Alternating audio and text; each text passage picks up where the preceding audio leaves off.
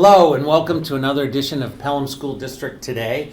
I'm on location today at Pelham High School and have a great topic today, which is athletics at Pelham High School, and I'm talking to our athletic director, Mike Soucy.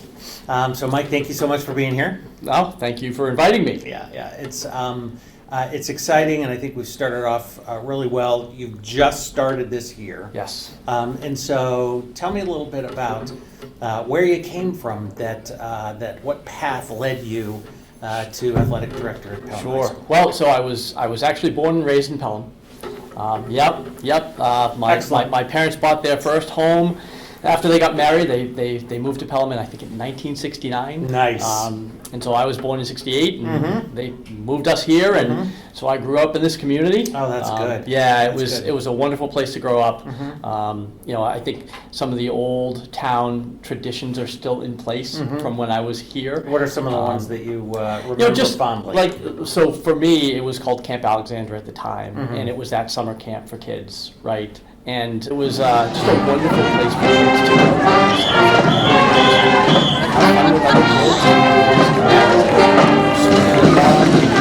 I attended, and this is when, it was kind of split. It was before the town purchased the plot of land that has the pond on it. Yeah. So it was initially done at Sherburne School, the old Sherburne School, Yep. right? And then it transitioned to the property with the pond. Yeah. And it was just such a wonderful experience. And one of my fondest memories as a kid was playing capture the flag in what we called telephone pole forest. It was all these trees that all looked like telephone poles, right? And it was just so much fun. Yeah. And so those were really fond memories. And then as I got older and matriculated to high school, I went and I worked there as a junior counselor and then as a counselor, right? So good. Yep. And then, coming here and seeing that we have a track that is in football facility that is named after the Harris family. Yes. I worked for them for many, many years at the Harris Pelham Inn. Oh, you did? I did. Were you a waiter there? I started out in the kitchen when I was 14.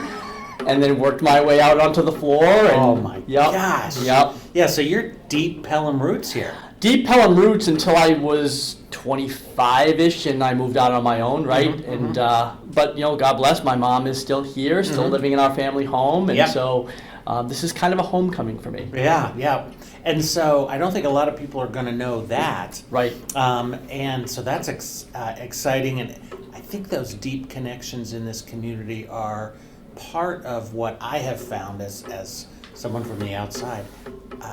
They're deep here. Sure. People love this place. Yes. Yeah, and if you have roots here, they're really strong connections. Yes. But athletics too. Yeah. So how did you end up steering yourself over to athletics? It's an interesting path that I've chosen to take, right? Yeah. So once I got out of college, like a lot of kids, I had no idea what I wanted to do, right? And so I went into the business world, right? So I spent 17 years in mortgage banking. Mortgage banking. Yep, 17 years. A lot of spreadsheet work. Through all the ups and downs, right? Right. So a lot of drama there. Yeah, too. a lot of market crashes and layoffs and changing positions and jobs and all that. And so I think I was pretty good at it. Worked my way up from customer service to mortgage processing to mortgage underwriting to sales management, but I just didn't love it. Right. So I decided to go back to school, and I went to Rivier University and got Excellent. my master's in education, and started out as a school counselor in 2008. 2008. So where did you start? So I started at Merrimack High School Nice. in 2008, and I worked at Merrimack in two positions, school counselor for 9 years, and then their athletic director for 6. So through 23. Yeah. And so left there. Yes. And tell me a little bit. I know you were in Nashua too. Tell me about that so I experience. spent a year at Nashua last year, and it was one of the most rewarding experiences I've had in education. Oh, really? It really was. The environment at that school was just So welcoming. I think sometimes you go into a school that size, right? It's got 1,700 students, and it's Big. this massive building, and Yep.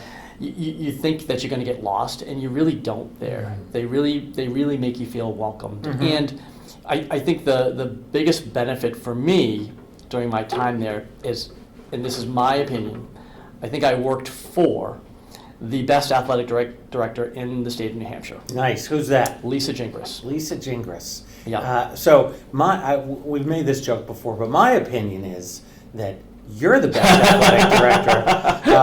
But what made her so good? It's her job. I can't even fathom it at times, right? Right, 2 high schools. Both high schools and all 3 middle schools she oversees, right? I didn't know that. Yep. Yeah. So her job is just enormous. And, add to that it's got city government also, right, oversight. So there's just a lot of layers to her job. And she's just so organized. And, I think what I really learned from her, and I kind of figured it out as I was making my way through Merrimack too, I think when I started out in this role back in 2017, I wore too much of my school counselor hat in this role. In the role of athletic director. Correct. Yeah. And I think there's a place for that, right? But I think you have to have rules, and you have to hold people accountable to them, whether they're student athletes or they're coaches. You have to, and I think sometimes if you give them too much gray area, things kind of go off the rails. Yeah, right? I'm wondering if there's an example of something that Lisa or Nashua you thought did really well with that. So I think she does really well with holding her kids accountable to the attendance policy of the school, right? I think one of the things that we really value in education-based athletics is that, and we tell this to people all the time, kids that are involved in high school athletics have better school attendance, Yep. better graduation rates, right? And better GPAs. Yep. Overall. Bing, bing, bing. Right? But that doesn't happen if you don't hold kids accountable to the standard, right? And she did that exceptionally well, just exceptionally well. And she just handled things that came up in a very professional manner. Yeah. So that's kind of a lead in, because now that you've got the full reins here, Yes. And this community literally like the back of your hand. Well, Having grown up here. correct. So what are some of the things? I know you're going to ease into it. Yep. What are some of the things you're hoping to accomplish being athletic director here in Pelham? So I said this in my interview when I applied for the job. I think this community across the state has gotten a bad rap from a sportsmanship standpoint, right? Yeah. I think some of it is earned, some of it is deserved, right? But not all of it. Yep. And so we've really made a concerted effort to focus on that in the early goings. It's been a big topic of conversation with all the kids when I talk with them. Yeah. It was a topic of conversation when I had my parent meeting in August. It'll come up again in November's parent meeting. I just want to improve the view of Pelham High School, the view of Pelham community from the outside world, right? Yeah. Because I know how good this community is, right? I know where their heart really is at, and I want that to be reflective in our sports. I feel the same way. So what are some things that you talked to parents at the beginning of the season, you talked to players at the beginning of the season and coaches. Like, what do you say, or what do you do in order to make that change and get us an improved reputation? Yeah, I think it starts with those conversations, right? First and foremost, and then no different than holding the kids accountable to their attendance or to their grades, right? It's holding the people in the stands accountable to their behavior as spectators, right? We want people to come to the games. We want them to cheer enthusiastically, but we also want them to cheer positively, right? And listen, the officials have a really difficult job, and they're not going to get every call right, right? But they're not out to get anybody either. And I think sometimes we have to step back and understand that that's a part of it. Oh, that is a real challenge. Yes. But it's also something that I think of it from a citizenship point of view, separate from just the sports field, but dealing with, disagreements. Sure. It's a place to practice when you think, oh my God, that umpire made the wrong call. Yep. That was definitely a ball, not a strike or whatever. Right.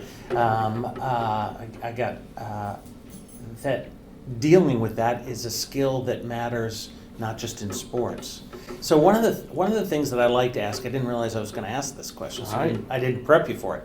But if you were to ask or suggest to parents, a parent says, I want to be helpful, but I just don't know what to do that would be helpful. What might you suggest to a parent who's watching this, or a grandparent, or an aunt or uncle, or just anyone who's got advice? If you had advice for them about improving sportsmanship. Yeah, I think the first and foremost is if you see it, say something, right? Mm-hmm. We tell it to the kids all the time, right?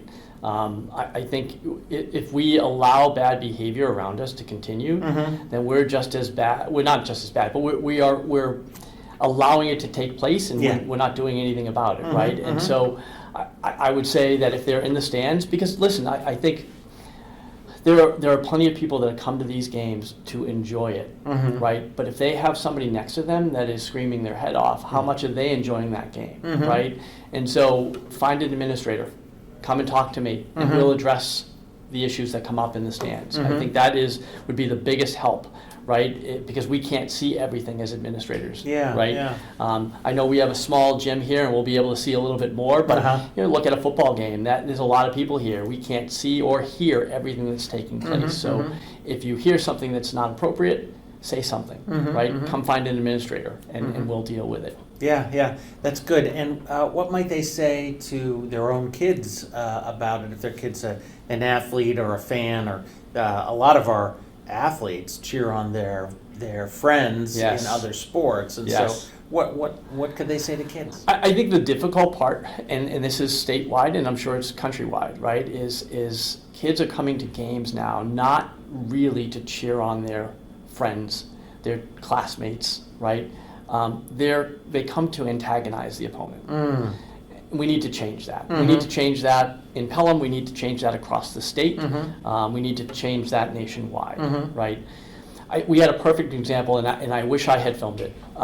Early on, we had a volleyball match here, and it was wonderful because almost the entire girls soccer team came. Nice. And almost the entire boys soccer team came. So 2 whole soccer teams there to watch volleyball. Yeah, tell me about that. With some other students, right? Yep. And they were in the stands, and they were incredibly enthusiastic. Mm-hmm. But they were also incredibly positive. Right? And I think sometimes they think if they come and antagonize, they're going to get into the opponent's head. Yeah. That doesn't really work, right? It tends to motivate them more, right? But if they cheer positively for their friends and their classmates, the energy that it brings to the kids on the court is through the roof. Yes. And our volleyball players that night played incredibly well because they fed off the positive energy from the stands. Yeah, so it's really a twofer. I mean, we let go of what might be motivation for the other team. Right. We motivate our team. Correct. And the whole thing comes out as we look great for, if there's a parent from the other team in the stands. Correct. Like, wow, that Pelham High School, that's the place to be. Yeah, and it was just, they were so, Miss Mead and I were standing next to each other, and we're watching them, and we both had smiles on our face, but we're watching them jump up and down, and we're just hoping that the bleachers withstand the impact, right? Yeah, that's but good. it was such a great environment, and that's what we want to bring, right? Yeah. We want kids to come to the games. We want families to come to the games. Yeah. And we want it to be a super positive, energizing environment. Right. That's I'm going to end there because that's exactly what I'm hoping for. Because we're gonna win a lot, but we're also going to lose some. Absolutely. We are going to some individual kids are going to set records, and we're going to get some more banners for the gym. But those long-term lessons about being on a team with someone, supporting, dealing with adversity, that's what is so powerful we get out of athletics. Absolutely, because it's a great place to fail. Yes. Right? Because it's safe. Yeah. Right? when you fail in the classroom, there's some consequences there, right? Long-term, potentially, right? But if you fail on the athletic field, there's no long-term consequences. Well, and as they say, the best hitters fail 7 out of 10 times. Absolutely. Sports is just loaded with failures, even the best. Yeah, and I use the goalie example because I was a lacrosse coach for a lot of years, right? And so even your top-notch goalies in lacrosse are saving about 40%. So they're failing much more than they're succeeding, right? But they are cream of the crop. Yes. Yeah. It's just the nature of that position. Yeah, it's one of the things I love about sports is you have to encounter failure. I'll use one more because I could keep going, but I always think of, not that I'm a Yankees fan, but Derek Jeter was quite a player. And the first time he played, he stunk. Because you have to be bad before you can get good. Yep. No matter how high a height they hit, we all start as beginners. Yep, absolutely. So thank you very much. Thank you. Yep, so this was a very fun edition of Pelham School District Today, talking with Mike Soucy, Pelham High School's Athletic Director. Thanks for watching.